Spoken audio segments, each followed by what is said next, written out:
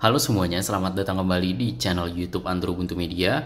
Jadi di video kali ini saya akan coba tunjukkan ke kalian bagaimana cara untuk menggunakan aplikasi Indodax terbaru di tahun 2025 teman-teman. Dan tutorial ini bisa kalian ikuti kalau kalian menggunakan Android ataupun iPhone ya. Karena fitur dan juga tampilan Indodax itu sama persis teman-teman di Android ataupun di iPhone. Jadi tidak masalah ya kalian menggunakan HP apa.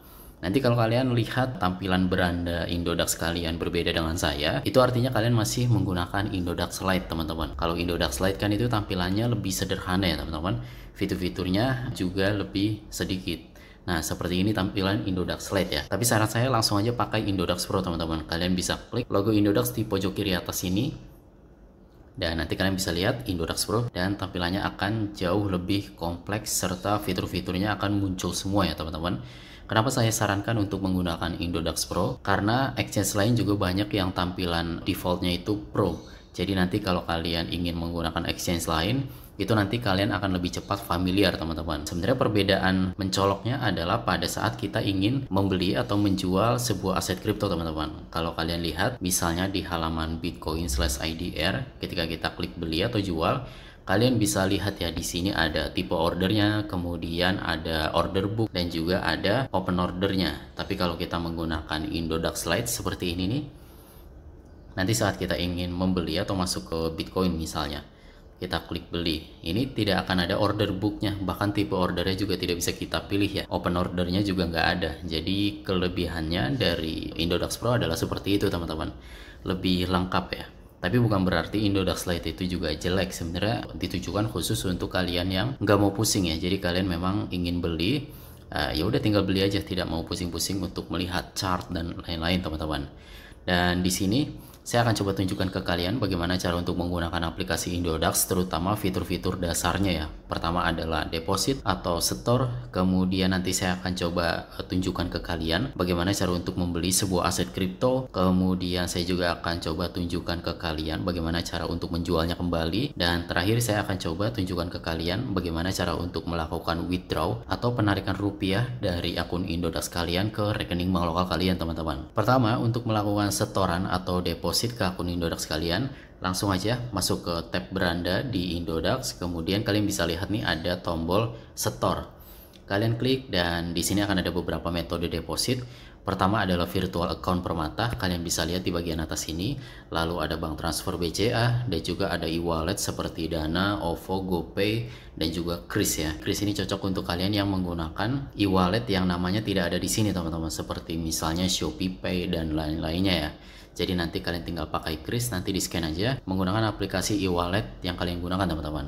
Dan di sini saya akan coba tunjukkan ke kalian satu persatu bedanya apa ya untuk masing-masing metode deposit ini. Pertama, kalau untuk menggunakan e-wallet seperti saya contohkan Kris deh. Jadi kalau untuk menggunakan metode pembayaran e-wallet termasuk Kris ini teman-teman, cocok untuk kalian yang ingin deposit dalam jumlah kecil ya, di bawah 10 juta. Karena kalian bisa lihat di sini maksimum depositnya itu 10 juta, jadi tidak bisa lebih dari itu ya. Kemudian ada biaya layanan sebesar 0,7 yang akan dipotong dari jumlah total penyetoran. Kalian bisa lihat di sini. Jadi pertama itu kalau kalian menggunakan Kris ya. Misalnya kalau kalian pakai Dana, ini adalah untuk pembayaran langsung dari aplikasi Dananya teman-teman. Jadi kita akan menghubungkan akun Dana kita dengan Indodax. Jadi nanti tinggal dikonfirmasi aja dari aplikasi Dananya ya. Jadi ini langsung dihubungkan gitu teman-teman, tidak scan lagi ya. Nah kalau untuk OVO ini sedikit lebih banyak maksimum depositnya dibandingkan Kris ya, yaitu 20 juta teman-teman. Tapi kekurangannya adalah biaya layanannya itu lebih tinggi, 1,67% yang akan dipotong dari jumlah atau total penyetorannya.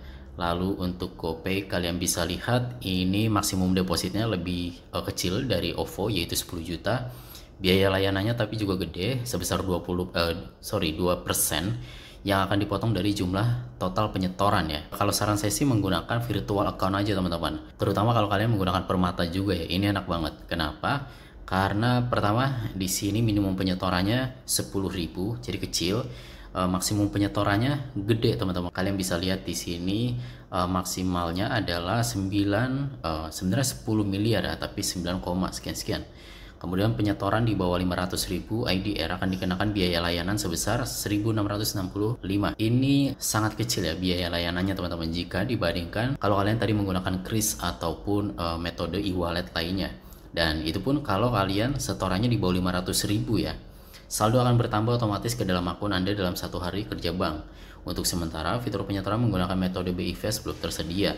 Hindari transfer menggunakan jaringan RTGS. Indodax tidak bertanggung jawab apabila terjadi kesalahan penyetoran dikarenakan kesalahan nomor virtual account. Kemudian mari kita coba lihat teman-teman untuk BCA. Ini ada tulisannya ya, bebas fee.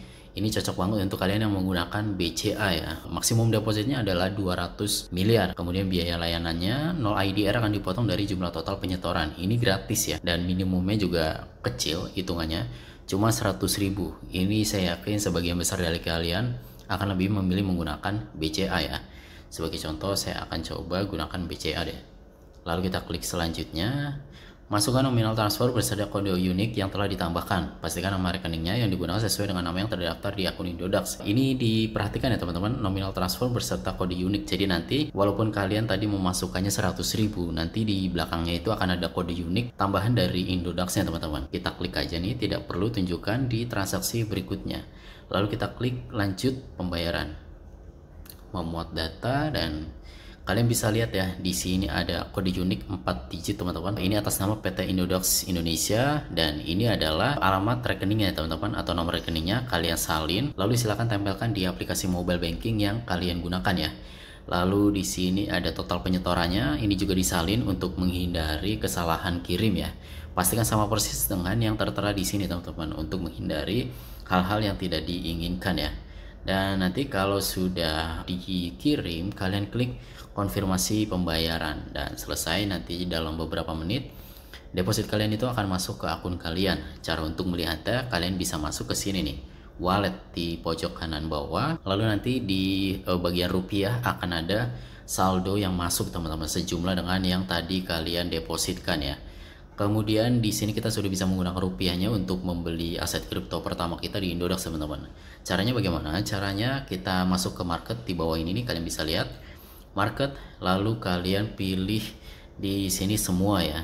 Lalu di bawahnya ini kita cari aja nama koin atau kripto yang ingin kalian beli teman-teman. Dan di sini ada cukup banyak ya di Indodax ya. Pertama ada Bitcoin tentu saja, seperti yang dapat kalian lihat ini BTC, kemudian ada XRP, ada Ethereum, Solana dan lain-lain teman-teman. Silahkan dipilih koin apa yang ingin kalian beli ya. Kemudian kita klik dan di sini kita pilih beli. Lalu di sini kita ubah tipe ordernya yang ini nih teman-teman. Kita klik dan kita pilih market order. Kemudian di sini di total IDR kita masukkan berapa rupiah yang ingin kita gunakan untuk membeli koin tersebut ya. Sebagai contoh seperti ini. Kalau sudah kita klik beli koinnya dan selesai, nanti akan ada pop up kecil pembelian telah berhasil. Nanti kalau kalian cek di wallet lagi di sini, nanti rupiahnya akan berkurang teman-teman, rupiah yang kalian miliki, atau mungkin habis kalau kalian tadi gunakan koin, gunakan rupiahnya itu semuanya ya. Lalu akan ada Bitcoin atau kripto apapun tadi yang kalian pilih teman-teman, hasil dari pembelian yang barusan kalian lakukan ya. Dan nanti di sini ada nominalnya berapa koinnya yang kalian miliki. Lalu di bawahnya ini adalah perkiraan harganya dalam rupiah teman-teman. Jadi yang di bawah ini akan terus naik atau turun ya, mengikuti harga dari koin tersebut saat ini. Jadi kalau harga koinnya turun, maka perkiraannya dalam rupiah itu juga ikut turun. Begitupun sebaliknya teman-teman, kalau harganya lagi naik, maka perkiraannya dalam rupiah itu akan ikut naik. Dan selesai, selamat kalian sudah berhasil membeli koin pertama kalian di Indodax teman-teman. Dan selanjutnya misalnya kalian sudah beli hari ini, lalu beberapa hari kemudian koin yang kalian beli itu misalnya harganya naik ya, dan kalian ingin jual. Caranya kita kembali aja ke market, kemudian pilih koin yang sama seperti tadi saat kalian beli ya. Lalu di halaman ini kita klik jual. Dan berikutnya seperti tadi, tipe ordernya ini kita pakai market order ya. Kemudian di sini jumlahnya kita masukkan aja berapa jumlah koin yang ingin kita jual teman-teman. Lalu kalian klik jual dan selesai. Nanti ketika kalian cek wallet lagi, koin kalian itu akan berkurang atau habis tergantung dari jumlah yang kalian jual ya. Lalu akan muncul rupiah sejumlah dengan hasil penjualan yang kalian lakukan tadi teman-teman. Dan selesai, kalian sudah menjual aset kripto kalian di Indodax ya. Lalu untuk menarik kembali uang kita ke rekening gimana? Caranya gampang banget, kalian tinggal klik aja rupiahnya yang kalian miliki, kemudian kalian klik tarik, dan di sini nanti akan ada metode penarikan ya teman-teman. Kalian klik aja. Nah ini saya sudah pernah menambahkan di sini, mungkin nanti gelap ya, mungkin sensor dari aplikasi Indodax ya. Tapi nanti kalian klik aja tambah alamat di bawah teman-teman, ada tombol tambah alamat. Lalu di sini akan ditampilkan semua nama bank yang ada di Indonesia. Silahkan kalian cari bank yang kalian gunakan teman-teman.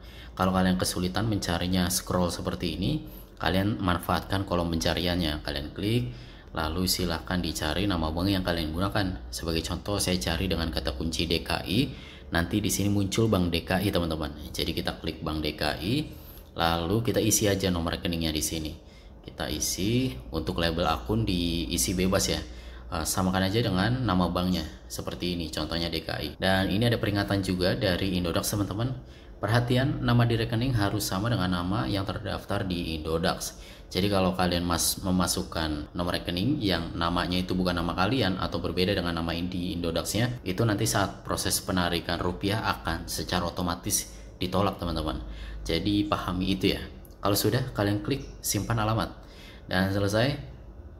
Kalian bisa back lagi nanti di sini. Selanjutnya kalian masukkan aja total penarikannya teman-teman. Di sini untuk minimum penarikannya adalah 100.000. Jadi pastikan kalian punya uang lebih dari 100.000 di akun Indodax kalian ya. Lalu kalau kalian ingin menarik semua uang yang kalian miliki di Indodax, kalian klik max. Kemudian ada info penarikan teman-teman. Biaya clearing senilai 10.000 akan dikenakan untuk semua nominal penarikan dan akan masuk ke rekening Anda maksimal 1 hari kerja. Lalu maksimal penarikan itu 1 miliar per hari. Kita klik selanjutnya dan selesai. Nanti tinggal ditunggu aja selama beberapa menit teman-teman. Nanti Indodax itu akan mentransfer uang kalian ke rekening bank lokal kalian ya. Jadi kurang lebih seperti itu teman-teman, bagaimana cara untuk menggunakan aplikasi Indodax di Android ataupun di iPhone ya. Semoga membantu. Kalau kalian punya pertanyaan atau ada sesuatu yang tidak dimengerti, kalian bisa langsung tanyakan di kolom komentar ya. Nanti akan saya coba bantu jawab sebisanya. Dan kita berjumpa lagi di video berikutnya.